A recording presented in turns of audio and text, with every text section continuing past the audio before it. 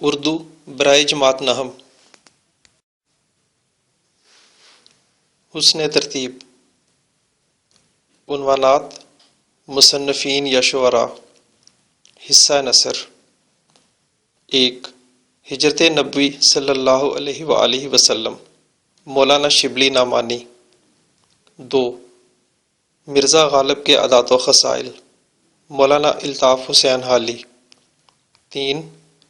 کاہلی، سر سید احمد خان. 4. شاعروں کے لطیفے، مولانا محمد حسین آزاد. 5. نصوح اور سلیم کی گفتگو، ڈپٹی نذیر احمد دہلوی. 6. پنچایت، منشی پریم چند. 7. آرام و سکون، سید امتیاز علی تاج. 8. لہو اور قالین، مرزا ادیب. 9. امتحان، مرزا فرحت اللہ بیگ. 10. ملکی پرندے اور دوسرے جانور، شفیق الرحمان. 11. قدر ایاز، کرنل محمد خان. 12. حوصلہ نہ ہارو آگے بڑھو، منزل اب کے دور نہیں. Punjab curriculum and text book board Lahore. حصہ نظم. 13. حمد، مولانا الطاف حسین حالی. 14. نعت، امیر مینائی. 15. برسات کی بہاریں، نذیر اکبر آبادی. 16. پیوستہ رہ شجر سے امید بہار رکھ، علامہ محمد اقبال. حصہ غزل. 17. ہستی اپنی حباب کی سی ہے، میر تقی میر. 18. رخ و زلف پہ جاں کھویا کیا، خواجہ حیدر علی آتش. 19. دل ناداں تجھے ہوا کیا ہے، مرزا اسد اللہ خان غالب. 20. لگتا نہیں ہے دل میرا اجڑے دیار میں، بہادر شاہ ظفر. 21. فرہنگ. علامہ محمد اقبال رحمۃ اللہ علیہ، 1877 تا 1938. ہمارے قومی اور ملی شاعر، مفکر اور نظریہ پاکستان کے خالق علامہ محمد اقبال رحمۃ اللہ علیہ سیالکوٹ میں پیدا ہوئے. آپ کے والد کا نام شیخ نور محمد تھا. آپ نے ابتدائی تعلیم سیالکوٹ سے حاصل کی. گورنمنٹ کالج لاہور سے فلسفے میں ایم اے کیا. اعلیٰ تعلیم کے لیے یورپ گئے، وہاں سے بار ایٹ لا اور ڈاکٹریٹ کی ڈگریاں حاصل کیں. وطن واپسی پر وکالت کا پیشہ اختیار کیا. 1930 میں خطبہ اعلیٰ آباد میں مسلمانوں کے لیے ایک الگ ملک کا نظریہ پیش کیا. 1938 میں انتقال کیا اور لاہور میں شاہی مسجد کے قریب دفن ہوئے. علامہ اقبال رحمۃ اللہ علیہ نے اردو فارسی دونوں زبانوں میں پر اثر اور پرسوز شاعری کی. انہوں نے اپنی شاعری کا آغاز غزل گوئی سے کیا، مگر بعد میں زیادہ تر توجہ نظم نگاری کی جانب مبذول کر دی، کیونکہ قوم تک اپنا پیغام پہنچانے کا یہ زیادہ مؤثر ذریعہ تھا. اقبال کا دائرہ فکر، مشاہدہ کائنات اور مطالعہ بہت وسیع تھا. آپ اللہ تعالیٰ اور اس کے رسول اکرم صلی اللہ علیہ وآلہ وسلم کے سچے عاشق تھے، اور چاہت اور عقیدت کا اظہار جا بجا ان کے کلام میں دکھائی دیتا ہے. اقبال رحمۃ اللہ علیہ نے محض روایتی عشق و عاشقی کے موضوعات سے ہٹ کر اپنی شاعری میں زندگی، کائنات، خدا، ابلیس، عقل، خرد، تصوف، قومیت، مرد مومن، سیاست و مملکت اور خودی و بے خودی کا فلسفہ پیش کیا. اس میں کوئی شک نہیں کہ اقبال رحمۃ اللہ علیہ جیسا عظیم شاعر و فلسفی آج تک پیدا نہ ہو سکا. بانگ درا، بال جبریل اور ضرب کلیم ان کی اردو شاعری کی کتابیں ہیں. ارمغان حجاز میں بھی کچھ اردو نظمیں شامل ہیں، جبکہ اس کا غالب حصہ فارسی میں ہے. فارسی کے دیگر شعری مجموعوں میں پیام مشرق، جاوید نامہ، زبور عجم، رموز بے خودی اور اصرار خودی شامل ہیں۔ علامہ محمد اقبال رحمۃ اللہ علیہ پیوستہ رہ شجر سے امید بہار رکھ۔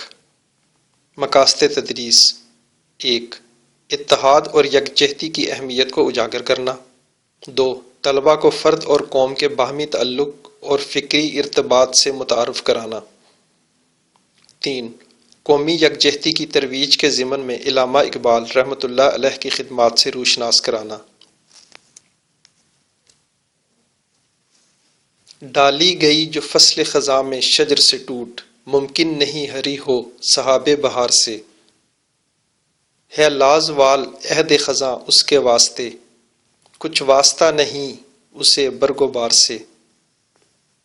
ہے تیرے گلستاں میں بھی فصل خزاں کا دور، خالی ہے جیب گل زر کامل عیار سے۔ جو نغمہ زن تھے خلوت اوراق میں طیور، رخصت ہوئے شجر سایہ دار سے۔ شاخ بریدہ سے سبق اندوز ہو کے تو ناآشنا ہے قاعدہ روزگار سے۔ ملت کے ساتھ رابطہ استوار رکھ، پیوستہ رہ شجر سے امید بہار رکھ۔ مشق: 1. درج ذیل سوال کے جواب دیں۔ الف: اقبال رحمۃ اللہ علیہ نے ڈالی اور شجر سے کیا مراد لیا ہے؟ ب. عہد خزاں کس کے واسطے لازوال ہے؟ ج. کس کے گلستان میں فصل خزاں کا دور ہے؟ د. جیب گل کس چیز سے خالی ہے؟ ہ. خلوت اوراق میں کون نغمہ زن تھے؟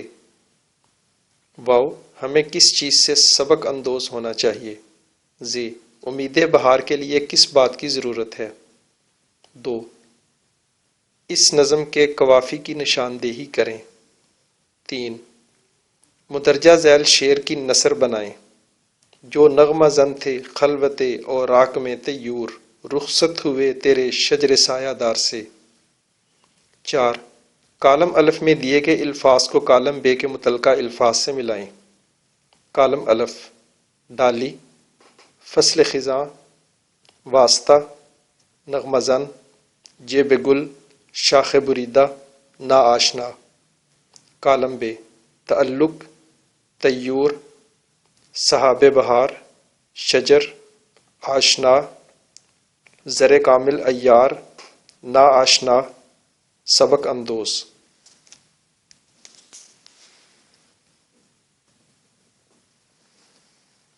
5. مندرجہ ذیل تراکیب اور مرکبات کے معنی بتائیں اور جملوں میں استعمال کریں۔ فصل خزاں، سحاب بہار، عہد خزاں، برگ و بار، نغمہ زن، خلوت اوراق، شجر سایہ دار، شاخ بریدہ، سبق اندوز، قاعدہ روزگار، امید بہار۔ 6. واحد کی جمع اور جمع کے واحد لکھیں۔ شجر، اوراق، طیور، نغمہ، سبق، ملت، رابطہ، فرد، اقوام۔ 7. درج ذیل الفاظ کے متضاد لکھیں۔ خزاں، گل، لازوال، اتفاق، امید۔ 8. مندرجہ ذیل الفاظ پر اعراب لگا کر ان کا تلفظ واضح کریں۔ فصل، سحاب، بریدہ، گلستان، سبق، روزگار، خلوت، امید۔ 9. مناسب لفظ کی مدد سے مصرع مکمل کریں۔ الف: ملت کے ساتھ رابطہ رکھ۔ ب. ڈالی گئی جو فصل خزاں میں سے ٹوٹ۔ ج. ہے عہد خزاں اس کے واسطے۔ د. جو تھے خلوت اوراق میں طیور۔ ہ. ممکن نہیں ہری ہو بہار سے۔ 10. علامہ اقبال رحمۃ اللہ علیہ نے کس طرح اس نظم میں فرد اور قوم کے تعلق کو واضح کیا ہے؟ 11. فرد اور قوم کے تعلق اور اتحاد ملت کے حوالے سے علامہ اقبال رحمۃ اللہ علیہ کے مزید چند اشعار اپنی کاپی میں لکھیں۔ 12 فصل خزاں اور رابطہ استوار کو قواعد کی روح سے مرکب اضافی کہا جاتا ہے۔ اس نظم سے مرکب اضافی کی مزید 5 مثالیں تلاش کر کے اپنی کاپی میں لکھیں۔ سرگرمیاں 1 ہر طالب علم سے علامہ اقبال رحمۃ اللہ علیہ کی اس نظم کو چارٹ پر خوش خط لکھوائیں، پھر سب سے اچھے چارٹ کا انتخاب کریں اور اسے جماعت کے کمرے میں آویزاں کریں۔ 2 ہر طالب علم باری باری اس نظم کو درست آہنگ اور بلند آواز سے پڑھے۔ 3 اتحاد و اتفاق کے موضوع پر کوئی اور نظم تلاش کر کے اپنی کاپی میں لکھیں۔ اشارات تدریس 1 اساتذہ طلبہ کو بتائیں کہ علامہ اقبال رحمۃ اللہ علیہ ہمارے قومی شاعر ہیں۔ تصور پاکستان کے خالق ہونے کے ساتھ ساتھ انہوں نے قوم کو اتحاد و یگانگت کا درس دیا ہے۔ 2 طلبہ کو بتائیں کہ یہ نظم علامہ اقبال رحمۃ اللہ علیہ کی ملی شاعری کی ایک بہترین مثال ہے۔